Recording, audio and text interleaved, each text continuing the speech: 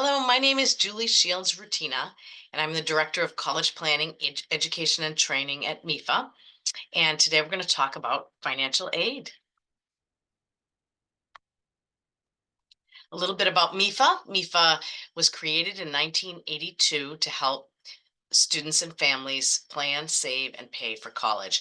And we continue to do that today with the state's college savings plans and with numerous resources to help students with their college and career planning, and especially about the admissions process and financial aid and how to pay that college bill. So today we're going to talk about financial aid.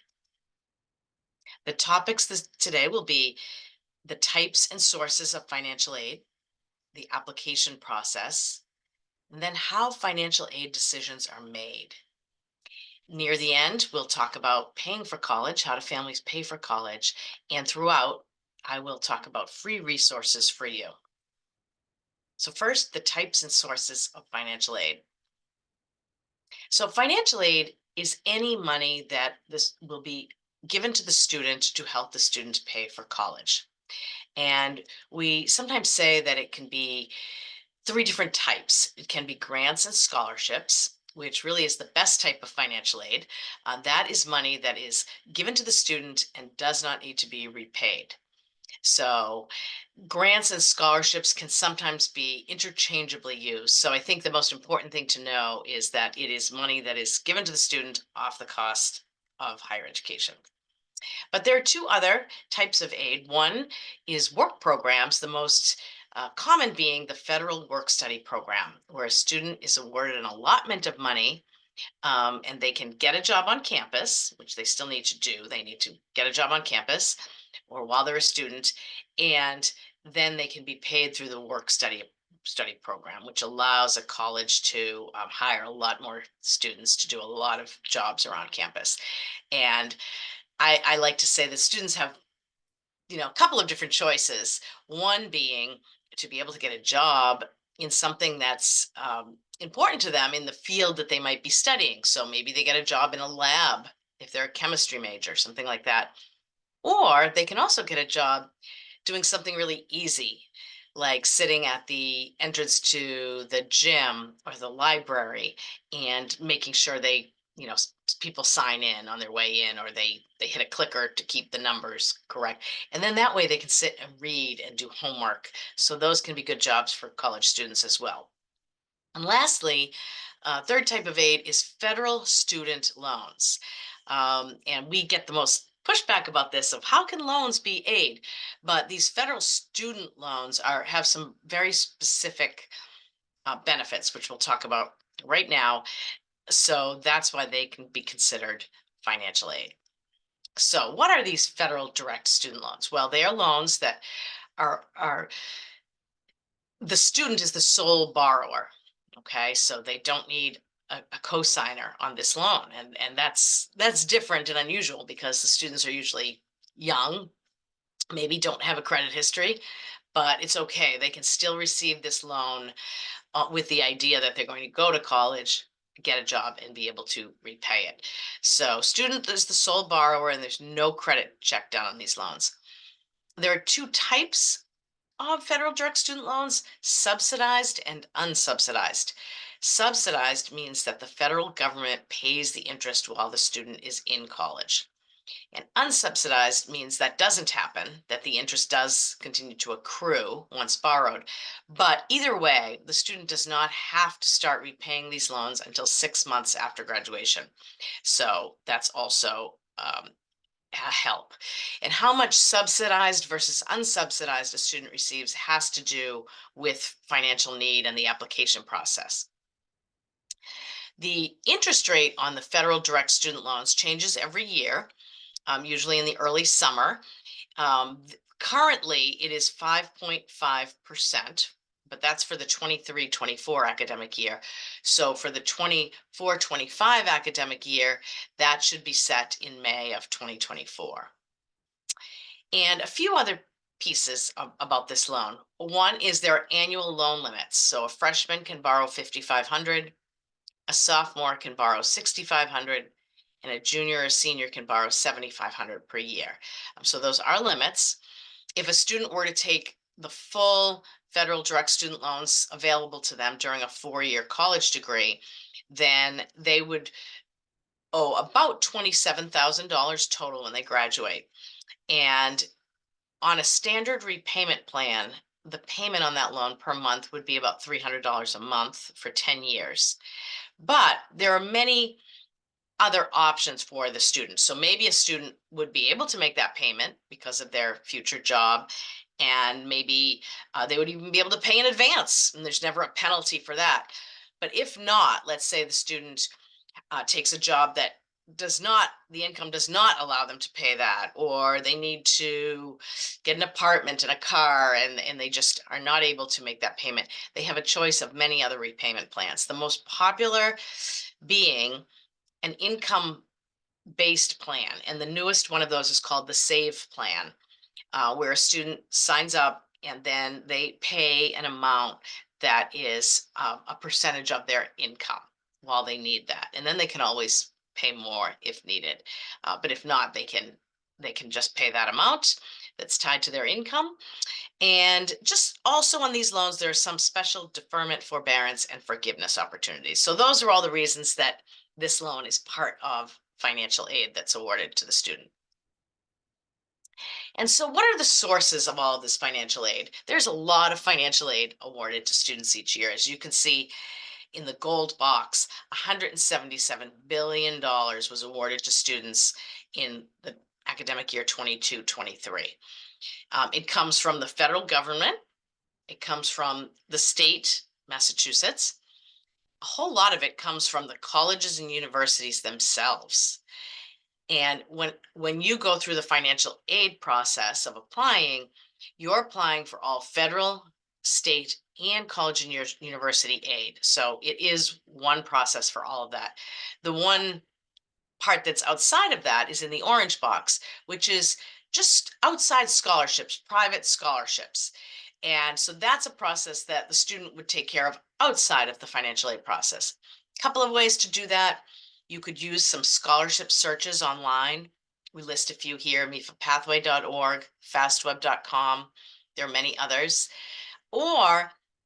And I should say, students should also look to their high schools, to any religious organizations, community organizations in their towns, um, parents, employers, all of that, to see if there are any outside scholarships that they could apply for. And then all of this aid is awarded based on a couple of factors. The first being merit. And merit means that there is aid that is awarded in the recognition of your students' achievements. So most of the time that's actually academic, but you also, of course, hear about sports scholarships, music scholarships. The student might have some other talent that brings them to a program, and they can receive a merit-based award for that. Some merit-based aid, most of it is renewable, but sometimes there's a caveat, like the student needs to keep a grade point average of 3.0 to receive that aid in future years. So make sure you understand that. Not every college offers merit-based aid, but a lot do.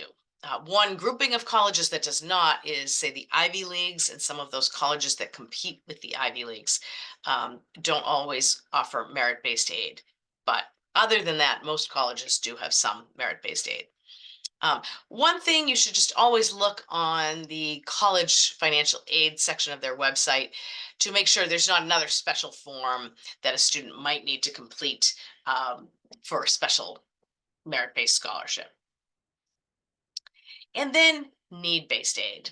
And the majority of aid is based on the students' and families' financial need as determined by the financial aid applications that you will file.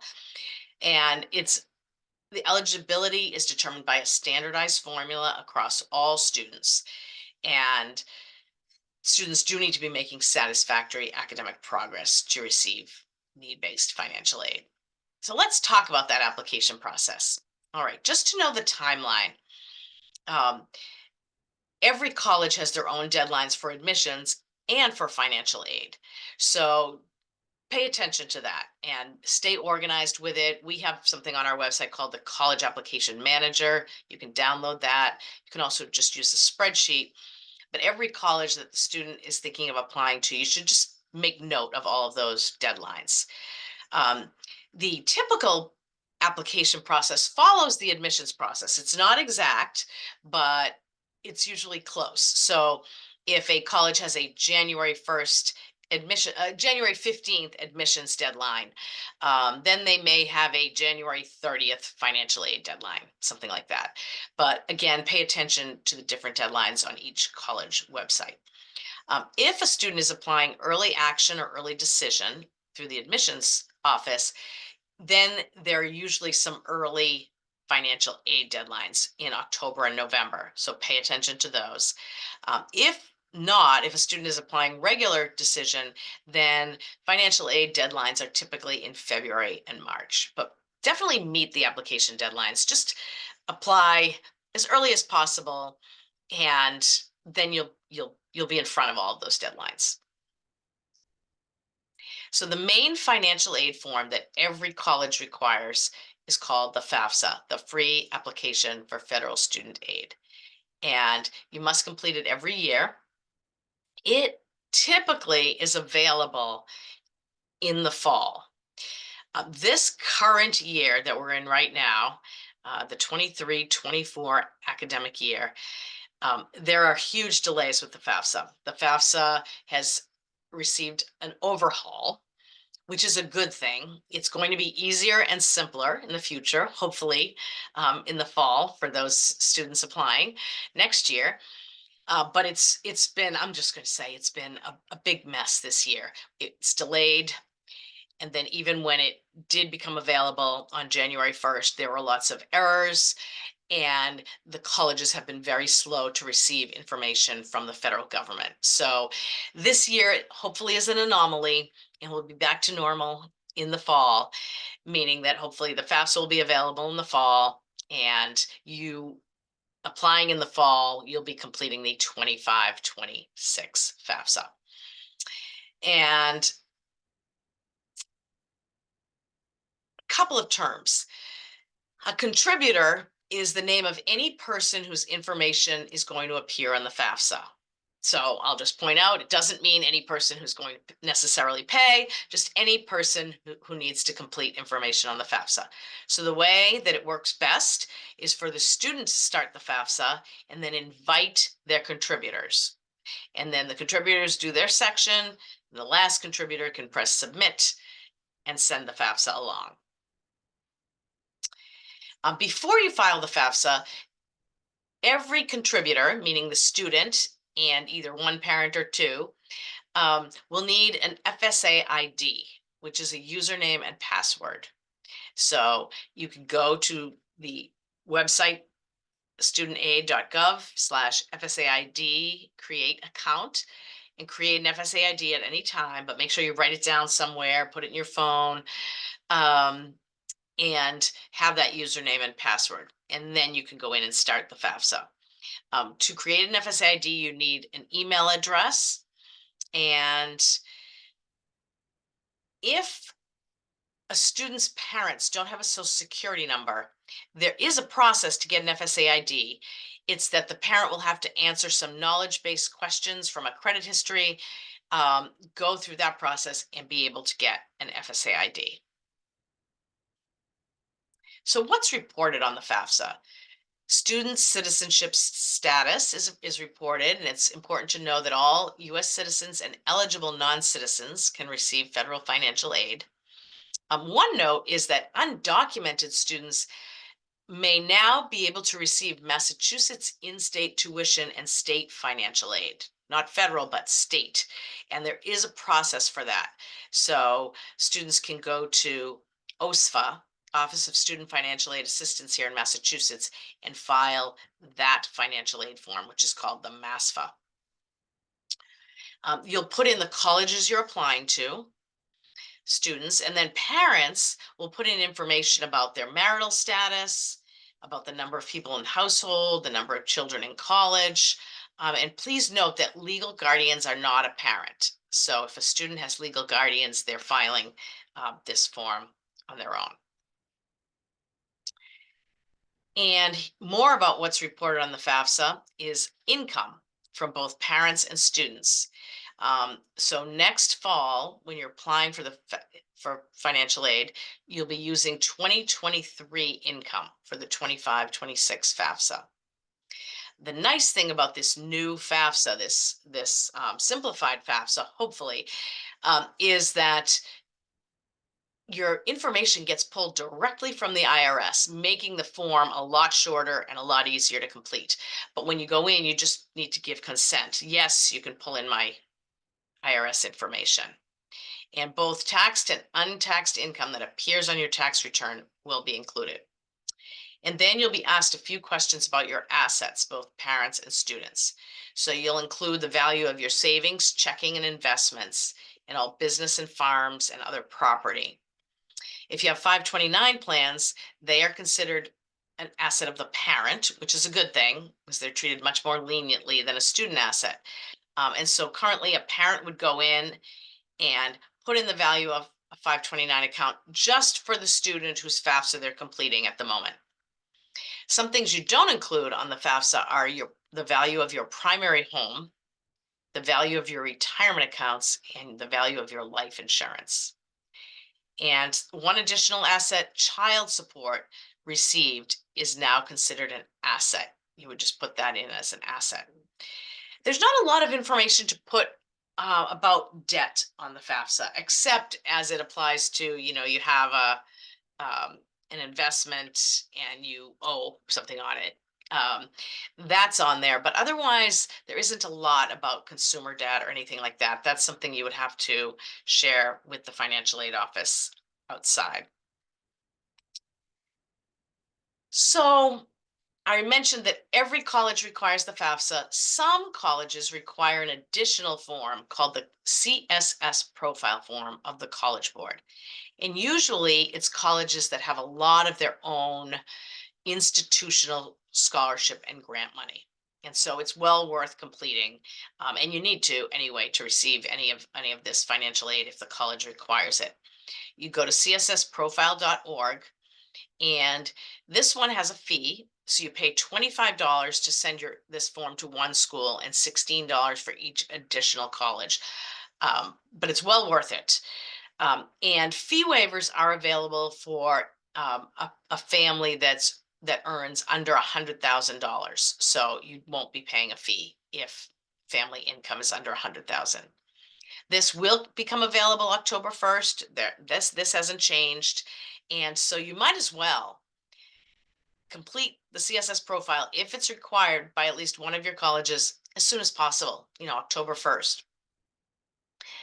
Something additional is that if parents are divorced or separated, then it will ask the non-custodial parent to complete a separate profile. And then that information doesn't get shared, but the custodial parent and the non-custodial parent will each be completing a separate profile. And we do have a webinar every fall called What to Know About the CSS Profile, so you can watch that.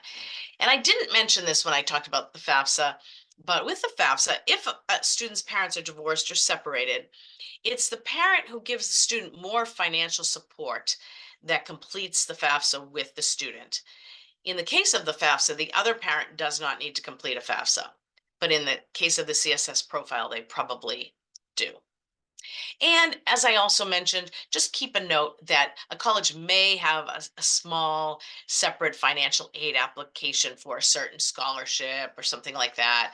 So just look in the financial aid section at the different colleges on the website to see if there's a short form that they ask you to complete and download or upload.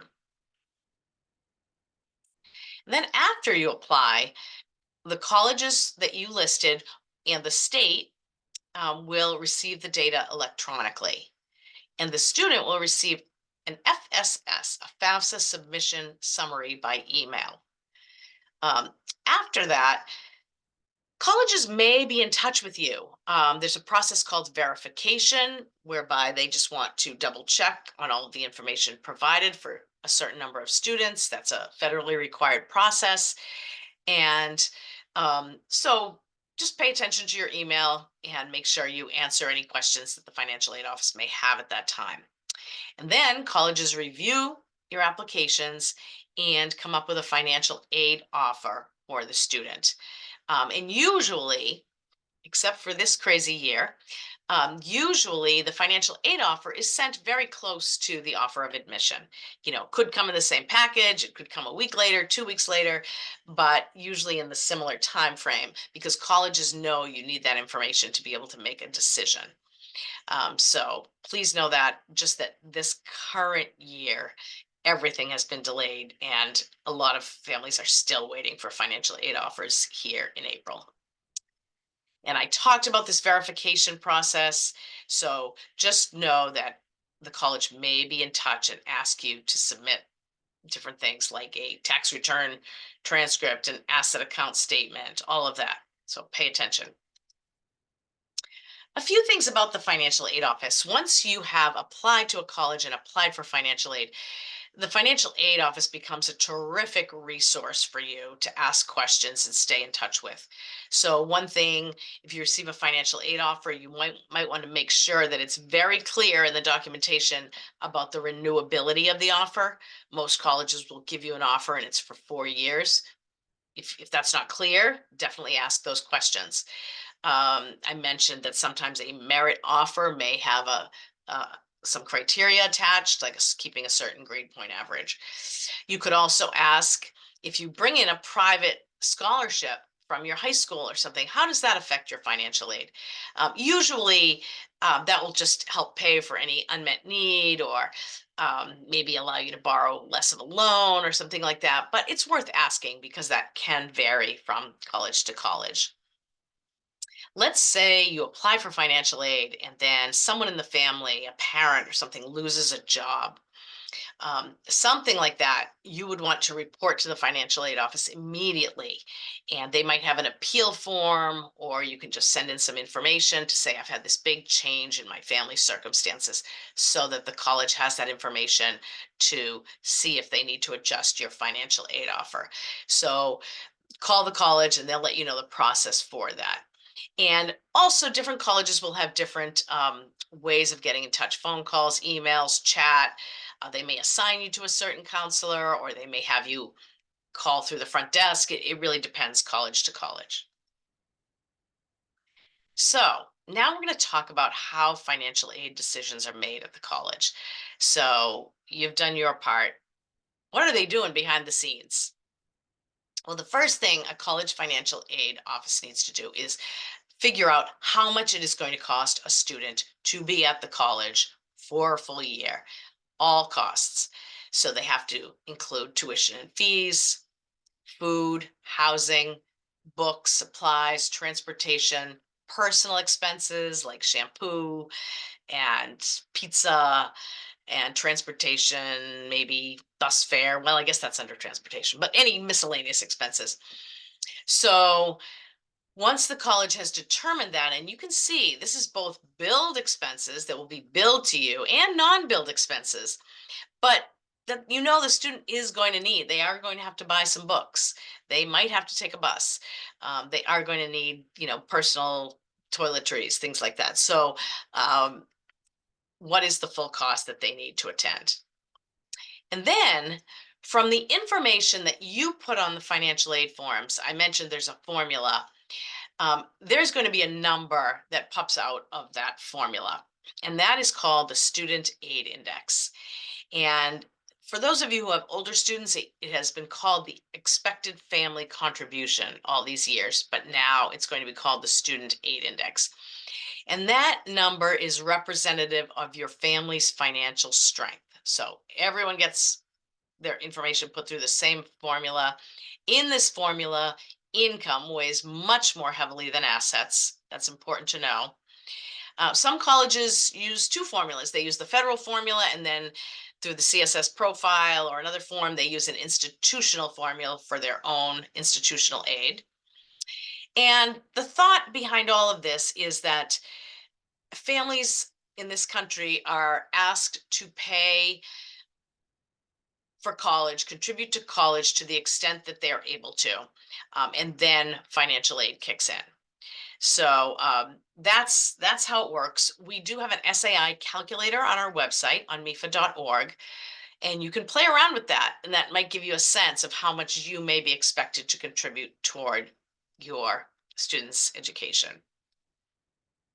So then we have the cost of attendance minus your student aid index, and the difference equals your family's, your students' financial aid eligibility.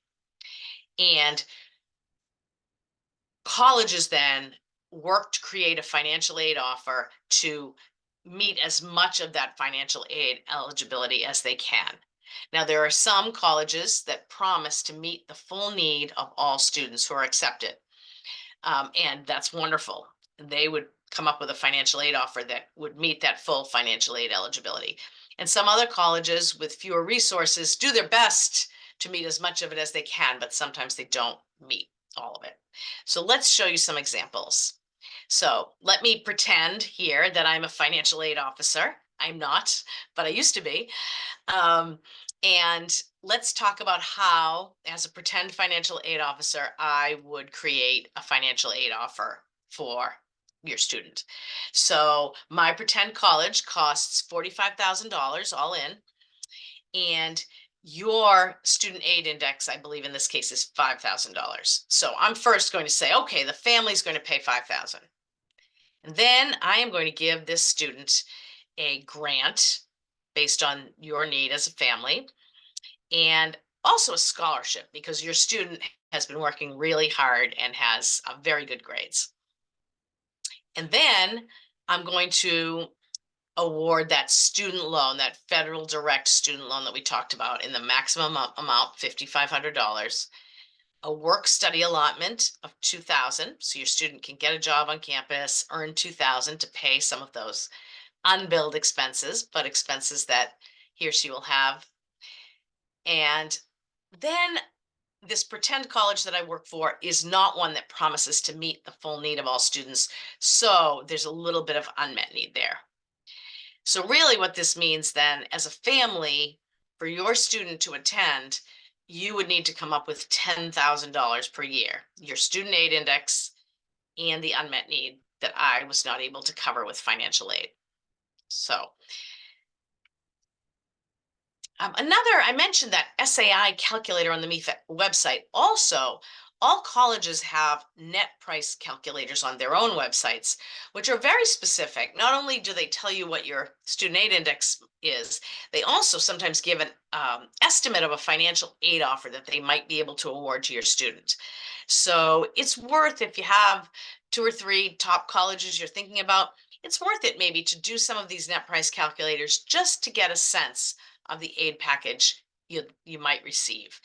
I would say you don't want to make any hard and fast decisions based on these calculators. They are estimates, but the way I used these with my own children, when they were students, is I wouldn't say don't apply to that college. The net price calculator isn't showing that it's going to give a lot of aid, but I might say, and I did,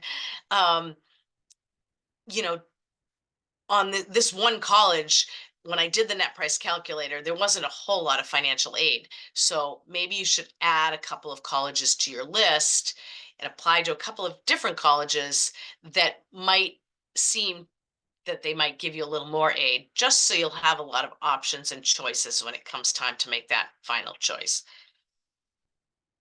All right, and then here's what you'll probably find sometime in the spring of the student's senior year. You'll find that you're receiving financial aid offers, hopefully some positive admissions decisions, and some financial aid offers from all different colleges. And what you're going to see is that they vary greatly from college to college.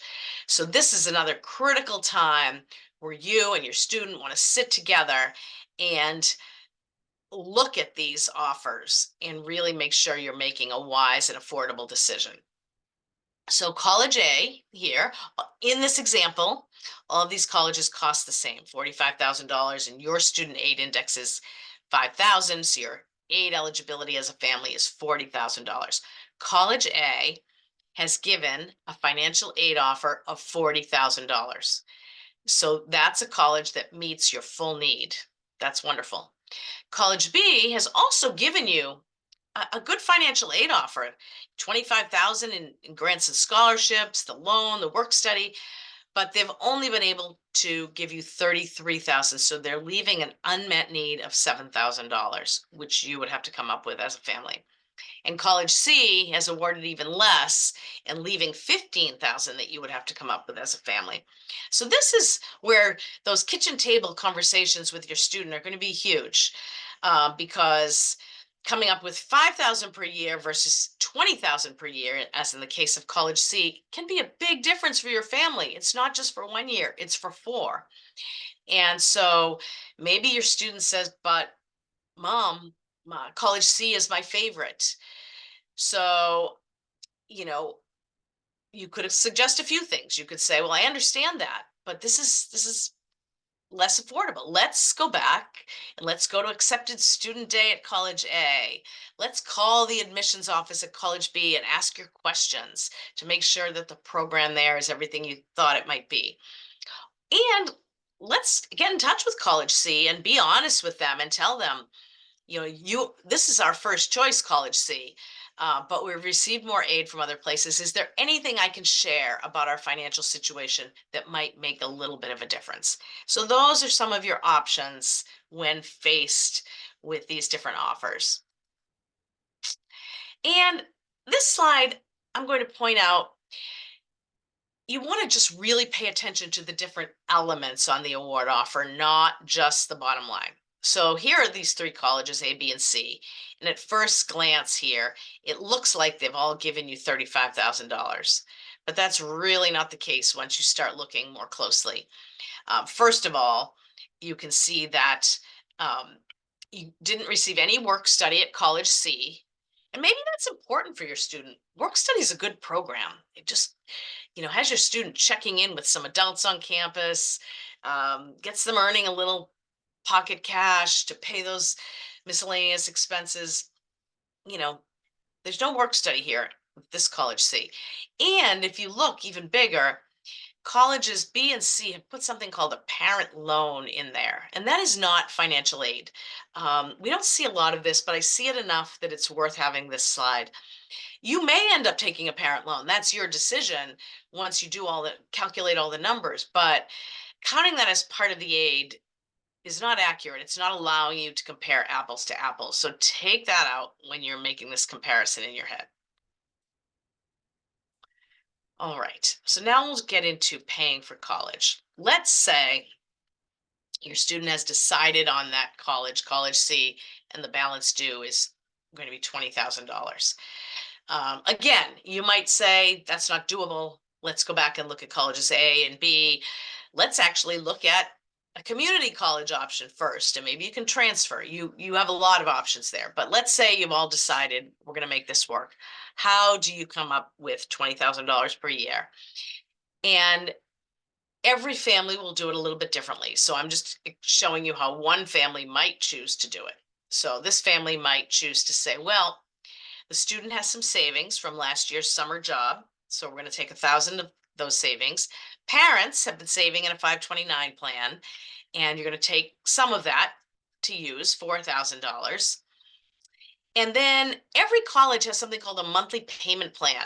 And that's not a loan. It's just a way to break up the cost of education over 9, 10, 12 months versus the typical 2 payments in the fall and the spring.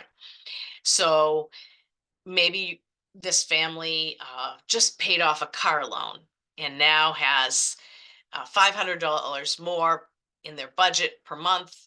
And so they're going to pay $500 times 10 months to the college to the monthly payment plan. So that's worth $5,000.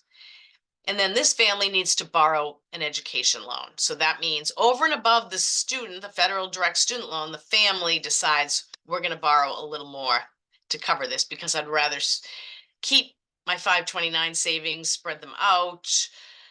We don't have more than the 500 to pay in that payment plan. So we're going to borrow an education loan. And that could be from the Federal Plus program, parent loans for undergraduate students.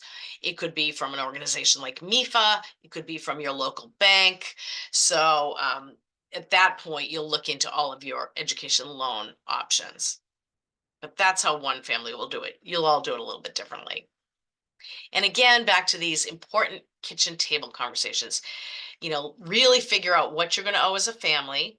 Is that affordable? If not, you might need to make some other option decisions. Would starting at a community college save significant money? And the answer is categorically yes. Um, in Massachusetts, especially through the Mass Transfer Program, students can save significant money by starting at a community college. Um, as parents, you want to think about how many other children you have that you want to also help with college. As a student, you want to think about your career and your future. You probably don't know exactly what you want to do, but if you have any idea, that can help you think about a potential starting salary, if you'll be able to pay back loans, if you feel like you could take on a little more loans because you're going to go into an engineering program and all the data at this certain college suggests you'll have a high starting salary. Or are you going to have to go to graduate school and get a master's degree with the field counseling or something that you're taking? And does that mean you want to minimize debt? So these are all the things you really want to think about. In Massachusetts, just know Massachusetts State Aid has a website, the Office of Student Financial Assistance. You can log in, create an account there to see about your Mass State Aid. And if you do receive communication that you didn't receive Massachusetts State Aid, that doesn't mean you won't receive other aid. It just means you won't qualify for Massachusetts State Aid. I just mentioned Mass Transfer. Check that out so you can see all of the options to save money by starting at a 2-year institution. And another one of those programs that could help you save money is Tuition Break through the New England Board of Higher Education. And that allows students to sometimes attend public institutions in neighboring states, but still pay Massachusetts costs, in-state tuition costs for certain programs. So that's definitely worth checking out as well.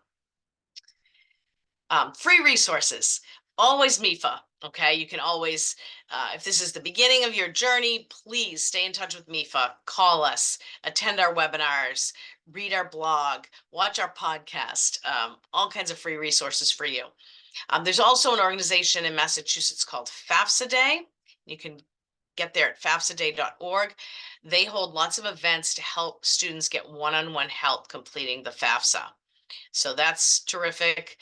Massachusetts Educational Opportunity Centers are another place that families, especially low-income families, can go in, schedule an appointment, sit down, and get help with the FAFSA. And MIFA Pathway is MIFA's college and career planning tool that's free to all students in grades 6 through 12. You can create an account. You can take some tests about skills and interests and goals and really keep a personalized profile to keep you on track with a lot of things. Build a resume, research careers, research programs, colleges, scholarships, all of that. And here is a calendar to stay on track for junior and senior year. So spring of summer of junior year, keep this fun, research colleges, go on visits, maybe attend a college fair, ask your teachers for letters of recommendation, maybe take the SAT, ACT, start writing your college essay so you have plenty of time to perfect that over the summer. And then fall of senior year, you might want to retake the SAT, ACT, secure those letters of recommendation, definitely attend any webinars that MIFA has about CSS Profile, about FAFSA, complete your admissions applications, submit them early if you're applying early, and then definitely get your FSA ID and get prepared to file the FAFSA and the CSS Profile form if required. In the winter, you'll continue to submit admissions applications, financial aid application, apply for any private scholarships, and send in any mid-year grade reports. And then in the spring of senior year, that's when you'll begin to receive those admissions and financial aid letters and can start to really make a plan. MIFA has a great program in the spring called Understanding Financial Aid Offers and Paying the College Bill. So you can attend that and then attend any open house programs at the colleges. And usually you'll be making a decision by May 1st.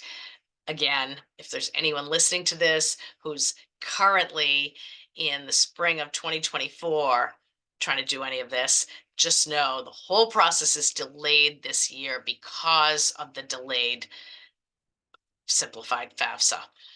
So all kinds of delays this year, and hopefully we'll be back on course in the fall. So here are some things you can do ahead of time. Get that FSA ID. Start researching the deadlines of all of the colleges that you're interested in. Look at other webinars, and you will be signed up for MIFA's emails, which I have to say will keep you on track twice a month. Here's what you need to be doing. So that's good. Social media, follow us on social media. If you use Facebook, Instagram, X, LinkedIn, however you get your information. We put a lot of information about scholarships out there, so definitely connect with us that way.